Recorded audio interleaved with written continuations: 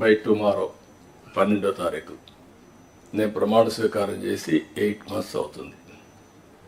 కొత్త గవర్నమెంట్ వచ్చి 8 months అవుతుంది. ఇచ్చిన తీర్పు కూడా మీరు చూస్తే ఒక హిస్టారికల్ మ్యాండేట్ ఇచ్చారు. ఇటీవల కాలంలో ఎప్పుడు కూడా ఇలాంటి మ్యాండేట్ రాలేదు. 93% స్ట్రైక్ రేట్. 93% స్ట్రైక్ రేట్ వచ్చిందంటే ఇక్కడుండే all of us including secretaries గడిచిన 5 సంవత్సరాల పరిపాలన ప్రజలు యాక్సెప్ట్ చేయలేదు. అందుకనే టోటల్గా రిజెక్ట్ చేసి మళ్ళీ ఒక న్యూ హోప్స్ పెట్టుకొని ముందుకు వచ్చే పరిస్థితికి వచ్చారు. మేము కూడా మీరు చూస్తే వచ్చిన తర్వాత ఇది ఫస్ట్ టైం కాదు. నేను 95లో ఫస్ట్ టైం సీఎం అయ్యాను, 99లో అయ్యాను, 2014లో అయ్యాను, 2019లో అయ్యాను. అయితే డిఫరెంట్ టైమ్స్ డిఫరెంట్ ఛాలెంజెస్ ఉన్నాయి, కానీ ఇన్ని ఛాలెంజెస్ ఎప్పుడూ రాలేదు. ఒక పక్కన మొరేల్ ఆఫ్ ది ఆఫీసర్స్, ఇంకో పక్క some of the departments are defunct, some of the programmes are derailed. Government of India నుంచి మనం గుర్తుపెట్టుకోవాల్సింది ఎప్పుడు కూడా సెంటర్ స్టేట్ రెండు కూడా 3 గవర్నమెంట్లు ఉంటాయి. Local self government, state government, central government.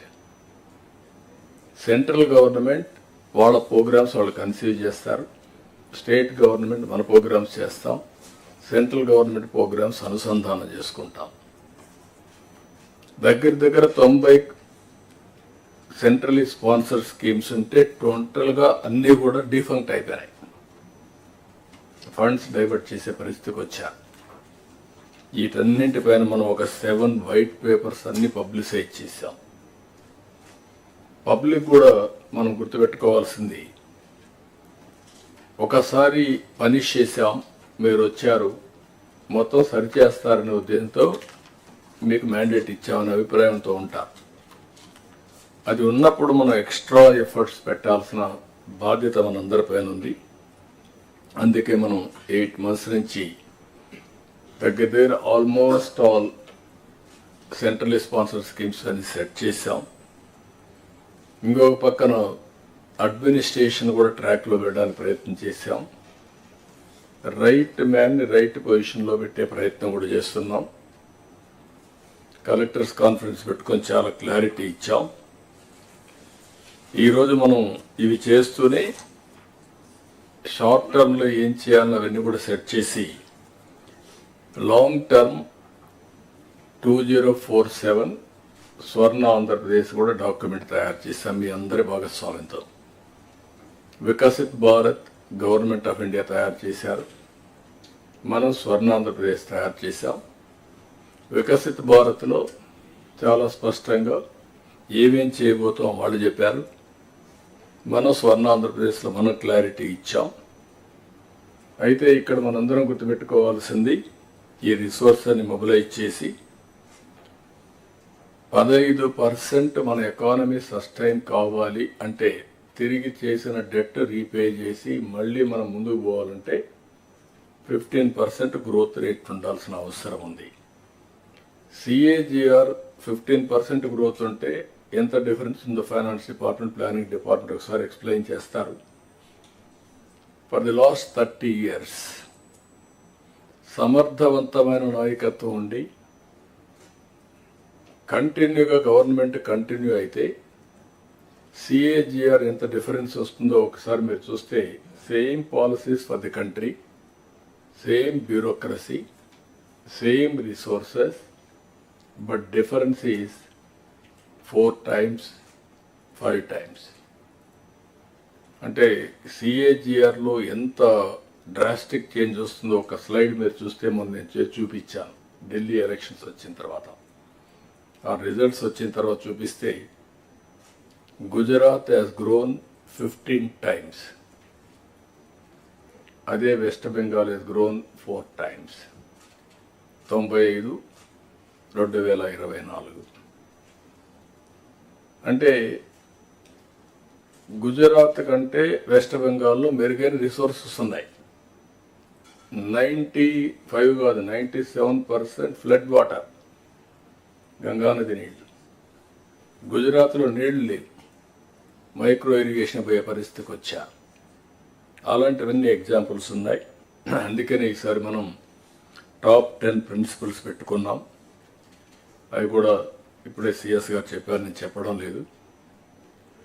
దీంట్లో కూడా 5 years ఒక angle, 1 year backward integration, clear cut targets. అదే సమయంలో 20 years ఎట్లా రియలైన్ కావడం. ఇందులో కూడా చూస్తే టెక్నాలజీ కూడా బాగా ఎఫెక్టివ్గా ఉపయోగించుకొని రాష్ట్రంలో ఉండే ప్రతి ఒక్క వ్యక్తికి భద్రత ఇవ్వాల్సిన బాధ్యత మనకుంది. దాని మీదనే మన పెన్షన్ కానీ ఏ కార్యక్రమం కానీ ఆలోచిస్తున్నాం. Family as a unit, minimum అవసరమైన house site, house, sustainable water, tap, gas, toilet, అదే మరి వీలైతే ఇంటి పైన సూర్యకర కరెంట్ తయారు చేసుకోవడానికి సోలార్ ప్యానల్స్, ఇవన్నీ కూడా ఇండివిజువల్గా ఇవ్వడం. గ్రామంలో కూడా మనందరం కూడా ఆలోచించుకొని స్ట్రీట్ లైట్, రోడ్, డ్రైనేజ్, అదే మరిగా ఏదైతే garbage collection, circular economy integrate చేయడం, అల్టిమేట్గా wealthy, happy and healthy society create చేయడం మన ఆబ్జెక్టివ్గా మనం ముందుకు పోతున్నాం. ఒక పక్కన సాటిస్ఫాక్షన్, ఒక పక్కన ఇంకా యాంగ్జైటీ. ఈ 6 నెలల్లో మనం చేసిన పనుల వల్ల మీరు చూస్తే 8 నెలల్లో 12.94% గ్రోత్ రేట్ వచ్చింది. అంటే ఇది అడ్వాన్స్ ఎస్టిమేట్స్. అదే సమయంలో జరిగిన డిస్ట్రక్షన్ వల్ల ఇంకా రెవెన్యూస్ పెరగడం లేదు. ఈరోజు కూడా నేను చూస్తే ఒక సంవత్సరం ఇండస్ట్రియల్ గ్రోత్ రేట్ చూస్తే అన్ని స్టేట్స్ కాస్తో కూస్తో పాజిటివ్గా ఉన్నాయి. ఆంధ్రప్రదేశ్ 2.94 మైనస్, అంటే ఉండే యూనిట్లు కూడా క్లోజ్ అయినాయి. దీనివల్ల ఆటోమేటిక్గా చాలా సమస్యలు వచ్చే పరిస్థితి వస్తుంది. అవన్నీ కూడా ఓవర్కమ్ కావాల్సిన బాధ్యత మన మీద ఉంది.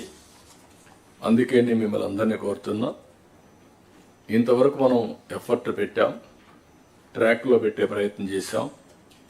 అయితే ఇంకా స్పీడ్ పెంచాల్సిన అవసరం ఉంది. ప్రతి ఒక్క సమస్యని యాజ్ ఇట్ ఈజ్ మీరు ఆలోచిస్తే రొటీన్ సమాధానం వస్తుంది. అట్లా కాకుండా ఇన్నోవేటివ్గా ఆలోచించే పరిస్థితి రావాలి. ఇలాంటి సమావేశంలో మళ్ళీ మనందరం కలిసి కలెక్టివ్గా మేధోమథనం చేస్తే చాలా వరకు న్యూ ఐడియాస్ కూడా వస్తాయి.